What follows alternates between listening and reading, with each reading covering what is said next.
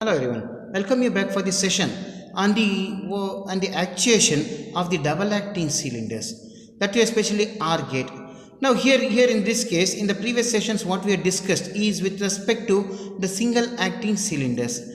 Now in the case of the single acting cylinders, that type of the wall what we are using is nothing but the 3 by 2 walls we are using it, especially in the case of the in the double actuating cylinders. In the double actuating cylinders, or the if the actuation is done for the double acting cylinders, in such cases we are using a two different gating system. Either it may by using the 5 by 2 to by 5 by 2 way walls we are using it. In the case of the single acting means, then we are using a 3 by 2 way walls. Now here the entire actuation of the double acting cylinder using an R gate.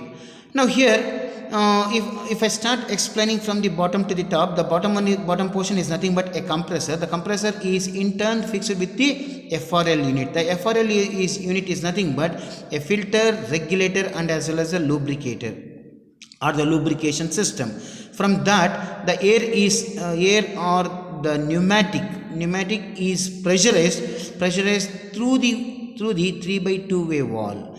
Then this 3 by 2 way wall is in turn connected with the what we can say the shuttle wall, or in a simpler way if you want to say it as a R function. This R function is in turn connected to a DCV wall, which is of the 5 by 2 way wall, and then the same thing it is connected to one to the inlet portion of the double acting cylinder. The another one is with respect to the another outlet port is connected to the exhaust port, or it may be the XL port, or it may be a retracting port of the actuating cylinder. See, this is the working mechanism of the what we can say a double acting cylinder using the R gate function. See, the next part what we are discussing is with respect to a double acting cylinder control mechanism. Now as I said, more double acting cylinders uses a 5 by 2 direction control valve, but here in the case of the single acting cylinders, a 3 by 2 direction control valves are used. Now usually when a double acting cylinders is not operated, the outlet B and the inlet P will be connected. In this circuit, whenever the operation button is pushed manually, the double acting cylinder will move back to the fourth ones. Now here the controlling mechanism it can be done very easily by using the what we can say one-way flow control valves.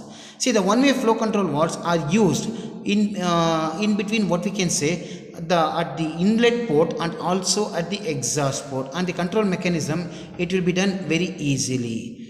Now in order to control the speed in the both the direction, the flow control valves are connected at the inlet and as well as at the outlet. The direction of the flow control valve is opposite to the release of the air, and also the flow control valve of the single acting cylinder. Compared to the throttling inlet, the flow control valve is through and more stable. The connecting the circuit in this way allows the input of the sufficient air pressure and energizing, or it may be giving a driving force to the piston very easily.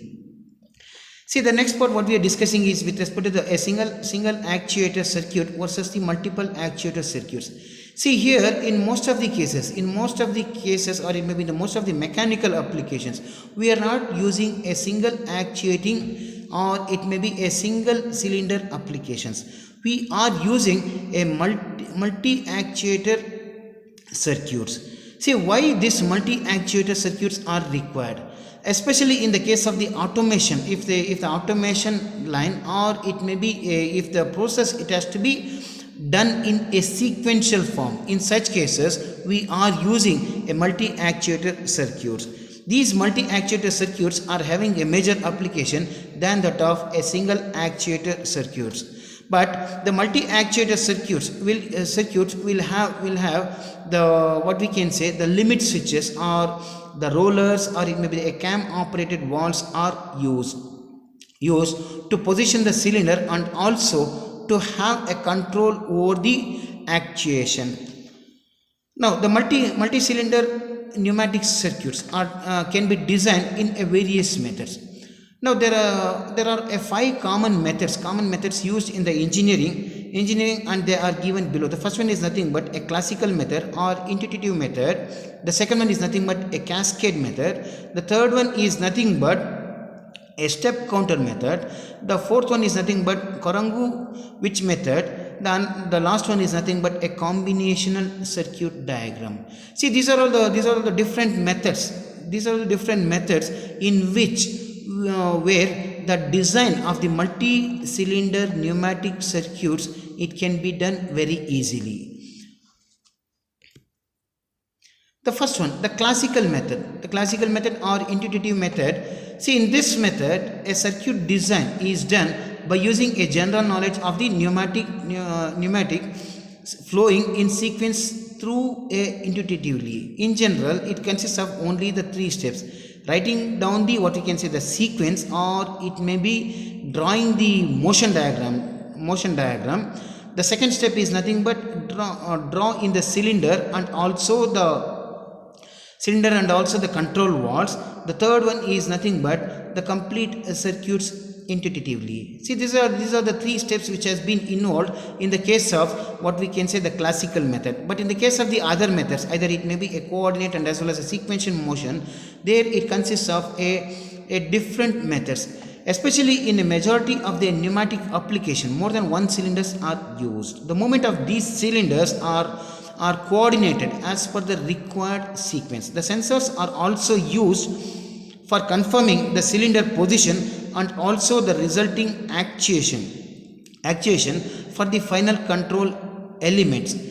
Normally here in the case of the what we can say the multi-cylinders, the limit switches are used. The activation of the limits switches of the different cylinders will provide the set or it may be reset signals, or it may be what we can say the actuation, either it may be in the forward direction or it may be in the retraction. It can be done very easily. The limit switches have to arrange in a proper location with the help of the motion control diagram. For that reason, the motion control diagram plays a major role, especially in the case of the coordinate and the sequential motion control systems.